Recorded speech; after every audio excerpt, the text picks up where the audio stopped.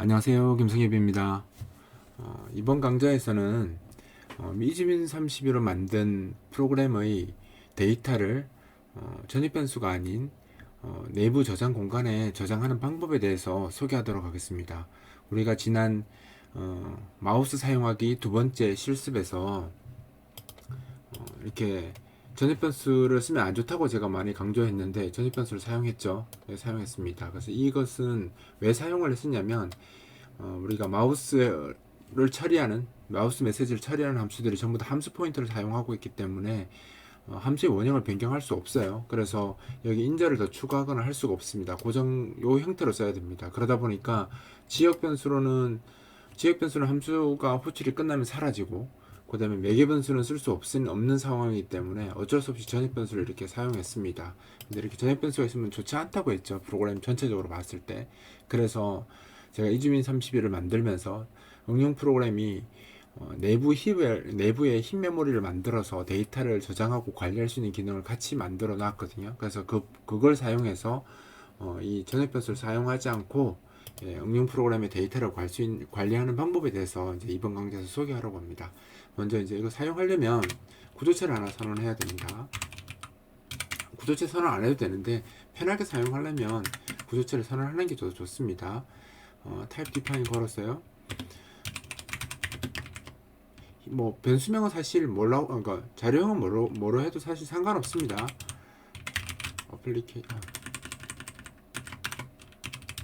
어플리케이션 데이터라고 가겠습니다. 저는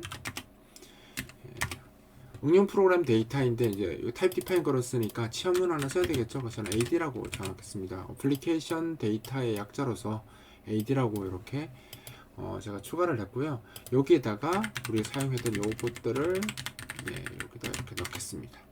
넣고 이제 전입 변수는 아니니까 이렇게 빼겠습니다. C 붙었던 것들은 이렇게 뺄게요. 이렇게 해서 구조체를 선언했습니다. 구조체는 그 자체로서 자료형이지, 초기화 뺄게요. 구조체는 자료형일 뿐인 거지, 그러니까 변수를 만들기 위한 사용자 정의 자료형을 만드는 거지, 변수가 이렇게 선언된 게 아니죠.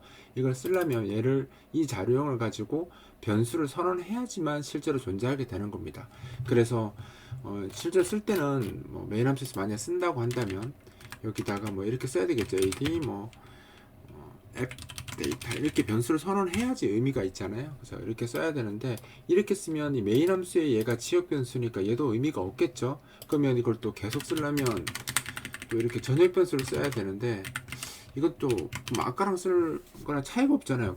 그쪽 그냥 하나씩 전역 변수 쓰나 구조체로 전역 변수나 똑같죠. 그래서 이렇게 쓰면 어차피 전역 변수 쓰니까 의미가 없습니다. 그래서 제가 어떻게 구현을 해놨냐면 create app data라는 함수가 있어요. 그래, 이 함수를 제가 이주민 32가 제공하는 겁니다. 이번에 새로 추가했어요.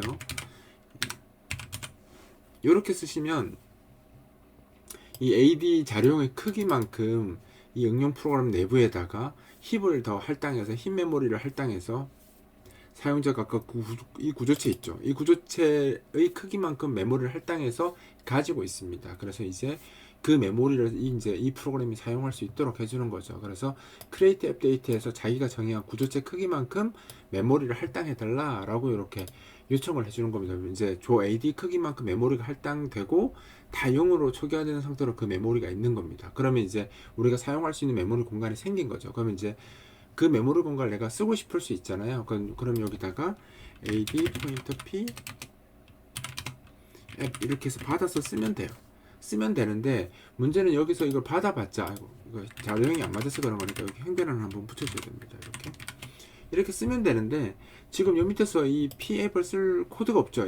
지금 이 예제는 너무 간단해서, 그래서 이걸 굳이 안 쓰고 얘 같은 경우는 이걸 생략하고 이렇게 쓰시면 됩니다. 나중에 만약에 요 밑에서 우리가 앱 데이터를 쓰는 우리가 만든 AD 자료형에 들어갈 그 데이터를 써야 되는 경우라면, 그죠? 써야 되는 경우라면 여기 변수를 받아서 써야 되는데 지금은 따로 쓰지는 않으니까 그냥 이렇게 할당만 해달라고 하면 됩니다. 이건 힙에서 할당한 거기 때문에 메인 함수의 종류하고 전혀 상관없고요.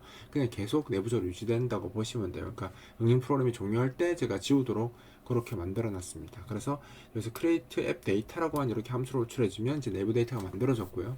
그러면 이제 여기 에러가 쭉 나 있죠. 이 에러가 왜 났습니까? 이 전입 변수가 없어서 난 거잖아요. 그러면 이제 요 클릭, 이제 진짜 뺀 클릭드 플래그나 스타트 포스, 엔드 포스 같은 이런 변수들은 그럼 어디 있겠습니까? 이제 내부 데이터에 만들어져 있겠죠. 그럼 이제 그것을 내가 주소를 얻어와서 힙에 저장되어 있는 거니까 동적 메모리 할당된 거기 때문에 주소를 얻어와서 사용해야 됩니다. 그래서 여기다가 AD 포인터 PF는 해서 AD 포인터로 캐스팅 한번 해주고요.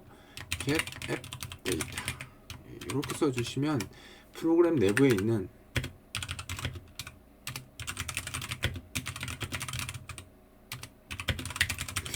아직 구조체를 안 배웠거나 포인터를 안 배운 사람들 입장에서 좀 당황스러울 수 있을 겁니다. 이게 지금 구조체를 쓰는 문법이고요.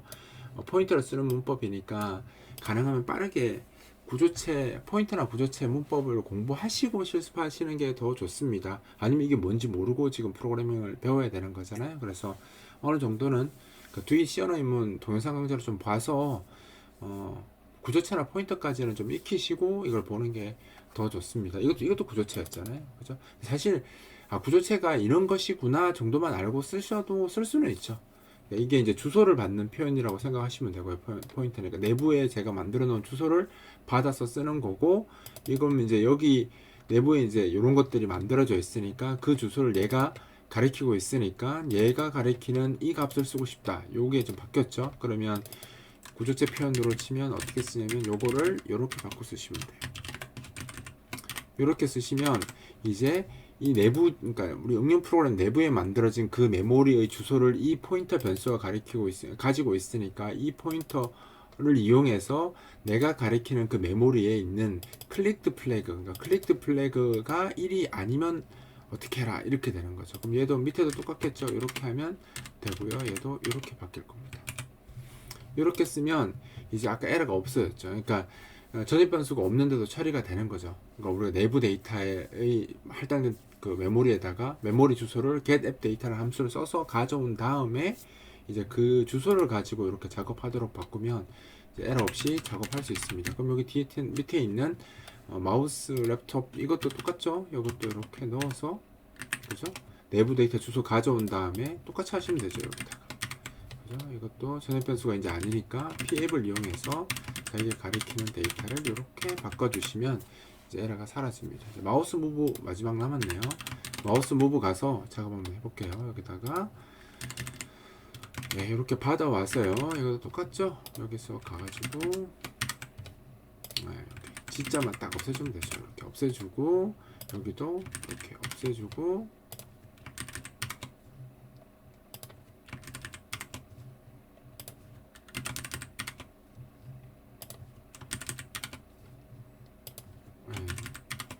맞네요. 바꾸려고 하니까 이렇게 바꾸고 나머지는 없습니다. 그다음 이제 에러가 다 없어졌어요. 그러니까 전입 변수를 쓰던 것을 이제 전입 변수가 없어졌으니까 내부 데이터를 이용해야 되니까 get 데이터 갖고 주소를 받아와서 이 주소를 가지고 그 안에 있는 클릭드 플래그나 아니면 스타트 포스 또는 엔드 포스 값을 이제 쓰겠다라는 표현으로 바꾼 거죠. 이렇게 되면 이제 전입 변수가 이 소스에서 형태적으로는 사라졌습니다.